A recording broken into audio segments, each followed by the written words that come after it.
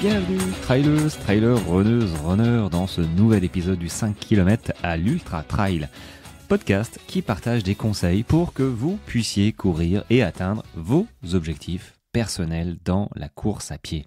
Et on se retrouve en ce dimanche 14 janvier pour une nouvelle capsule. Alors, cette nouvelle capsule, j'aimerais vous parler entraînement, mais pas entraînement classique, enfin pas comme tu l'entends, faut faire une séance de VMA, blablabla.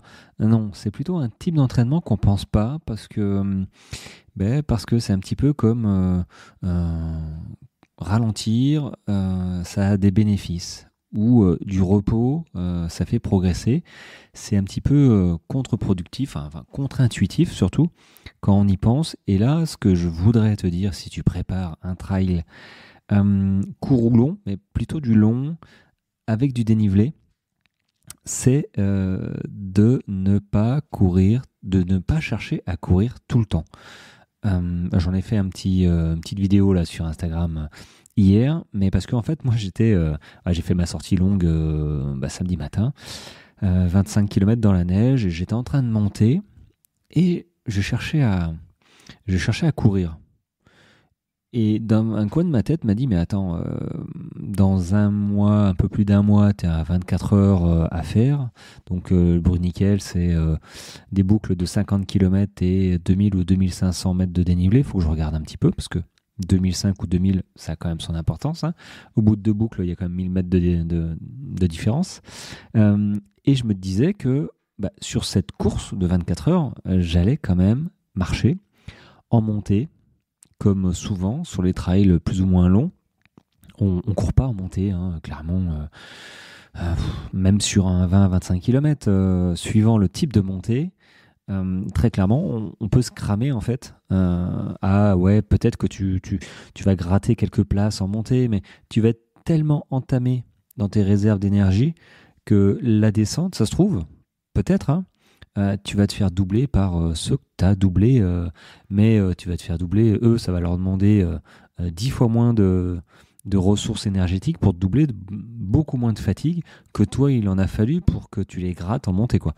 Donc, stratégie de course, effectivement, pour ceux qui ne sont pas vraiment expérimentés ou qui ne l'ont pas encore expérimenté, évitez peut-être de courir, de vous mettre dans le rouge, surtout dans les montées. C'est pas trop de courir, c'est surtout courir parce qu'on se met dans le rouge, mais si tu marches vite, que tu es dans le rouge, ralentis, tu vas t'économiser, tu vas gagner, tu vas perdre assez peu de temps, hein, voilà. Et par contre, tu vas le rattraper très très vite, et les places se gagnent dans les descentes et le plat. Assez rarement dans les montées, hein, pour les débutants, j'entends. Hein. Après, les premiers de classe, parce que j'en ai fait une vidéo de cette histoire, hein, de monter, de marcher dans les montées, et alors là, j'ai eu tous les premiers de classe, tous les gars qui faisaient les 10 km, tu vois, en disant, disons, si je commence à marcher, je suis pas prêt d'arriver, blablabla. Bon, ceux-là, ils font pas partie du même jeu, et du coup, oui, tu marches. Mais là, pour en revenir, ma réflexion du moment, ce matin, l'heure où j'enregistre, hein, c'est samedi soir, je me suis dit, tiens, pourquoi tu cours alors que tu vas te servir de muscles différents dans un peu plus d'un mois, pendant 24 heures. Alors ok, je vais pas faire que marcher, évidemment, mais si j'entraîne pas mes muscles aussi à la marche, ce qui va être en pourcentage, je sais pas, peut-être 40% de mon temps marcher. Faut que je vois un petit peu le profil de la course en boucle en plus. Et donc, si je m'entraîne pas à marcher et à entraîner mes muscles, surtout, je pense au périoste, hein, qui est la membrane qui englobe le tibia, qui est le devant du tibia. Et c'est bien le problème quand on l'entraîne pas en fait, et qu'on marche pendant des heures et des heures, tu vois, sur des ultras, les gens qui s'entraînent pour courir un 100 km, souvent, ils pensent pas à marcher. Ils pensent pas à s'entraîner à marcher. Ils courent. Même en montée, ça fait les quadris, ça fait les cuisses, ça fait les mollets, ça fait tout ce que tu veux, les hanches. Sauf que ça fait pas le petit muscle, le petit tendon, la petite membrane devant le tibia. Tu vois, le périoste, et tu t'en rends compte, notamment en randonnée, je m'en étais rendu compte, moi, à l'époque. Euh, Bah oui, parce que bon, on s'entraîne pas tout le temps, et il y a plus de 20 ans, la randonnée, c'était sac à dos, et puis je partais 2, 3 semaines dans le parc de la Vanoise. Donc c'était un petit peu intensif, donc mes muscles n'étaient pas préparés. Et en fait, il y a des moments où j'avais du mal à lever simplement le pied, juste le mouvement du pied me faisait mal au tibia. Et avoir cette douleur, c'est horrible, parce que du coup, ça fait très très mal. Enfin, ça fait de plus en plus mal. Faut masser, mais une fois que tu as ça en course, ça devient compliqué de peut-être continuer.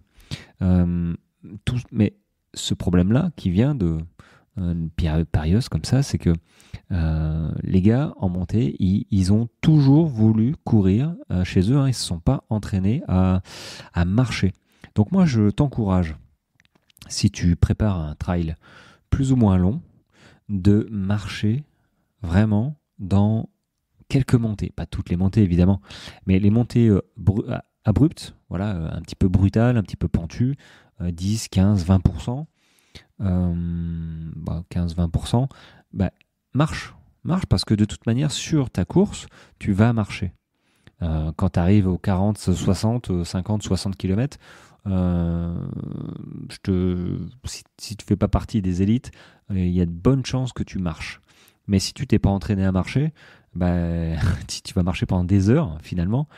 Et si tu n'as pas entraîné les bons muscles à la marche, bah eux ils vont se réveiller, quoi, hein. Ils vont être en surutilisation, et ils vont te dire, écoute, je suis inflammé là, tu te calmes, tu te calmes vite fait, Jean-Pierre, arrête-toi, quoi. Donc bon, c'est chiant quand ça arrive sur la course. Et du coup, c'était ma réflexion quand ce matin, dans la neige, j'étais en train de galérer à essayer de courir en montée. J'avais des marches même, donc c'était un peu plus facile, et je me suis dit, mais attends, calme-toi, calme-toi, Jean-Pierre. Dans un mois, tu vas pas courir comme ça, tu vas marcher. Dans les montées comme ça, tu vas marcher. Donc, marche et entraîne-toi. Ça fait partie de l'entraînement de marcher. Il n'y a aucun problème là-dessus. Euh, Même pour un 15 km, enfin, j'ai envie de dire, marcher, c'est très bon. La randonnée, c'est très bon. Ça fait les fessiers. Ça entraîne sans avoir les chocs, hein, articulaires. Donc ça, c'est bénéfice, quoi. J'ai envie de dire, si tu te prépares en montagne 2 semaines en rando, et qu'après tu attaques ta prépa, au moins tu seras. Enfin, c'est super. Enfin, moi, je pense que c'est une bonne chose. Un, tu te fais plaisir, et deux, tu progresses. Tu fais progresser tout ton corps sans. Alors, faut y aller avec progressivité, évidemment, mais sans les chocs de la course à pied, qui sont quand même relativement énormes. Et voilà, bon, rien de plus là-dessus. L'idée maîtresse, c'est quand tu as une montée un peu forte, à répétition, hein, sur ta course, alors, voilà, à moins que ce soit une petite, entre guillemets, mais une sortie de une demi-heure, trois quarts d'heure. Tu as une montée que tu as vue dans la tête, tu t'es dit, bon, celle-là, je vais la courir. Bon, tu peux courir ta montée, il n'y a pas de problème. Mais si ça enchaîne tout le temps, et que tu passes ton temps finalement à courir ces montées, et que ta prochaine course, ce sera pas que de la course, ce sera de la marche, et que tu n'as jamais marché, voilà, je te fais pas un dessin, ça va pas le faire. Donc voilà, juste que tu gardes à l'esprit que les jours que marcher, c'est comme le repos, ça fait partie de l'entraînement, mais véritablement. Voilà, il n'y a pas de faux semblant, c'est pas en l'air, c'est que suivant la course que tu prépares, il faut marcher. Voilà. C'est pour ça que moi, je vais en montagne pour faire mes week-end shocks aussi. Alors, je marche ici, il n'y a pas de problème, mais c'est vrai que se cogner 1000 mètres ou 1500 mètres de dénivelé positif d'un coup, bon, chez moi, j'ai un petit peu de mal à le trouver. Mais par contre, voilà, dans les Alpes ou les Pyrénées, ça se trouve, et c'est bien. C'est top, je le fais en marchant, ça me fait progresser, ça me fait crever aussi, mais je progresse en même temps, parce qu'après je m'accorde du repos, et je mange bien, et je blablabla, enfin tout ce qu'il faut, voilà. Voilà, bon, j'espère que cette petite capsule du dimanche t'a plu. On se retrouve demain, et puis bon dimanche à toi, bon run, et puis merci encore de m'écouter. Si tu as des questions, n'hésite pas, tu sais que j'accompagne et je coach des sportifs, donc il n'y a aucun problème, j'ai la réponse à tes questions. Si tu as besoin d'un accompagnement ou simplement de conseils, bah, fais-toi plaisir, tu m'envoies un petit message. Ça me fera plaisir aussi. Et puis si ça peut t'aider, bah, tant mieux. Voilà les amis. Allez, je vous souhaite une très très bonne journée. On se retrouve demain. Ciao ciao.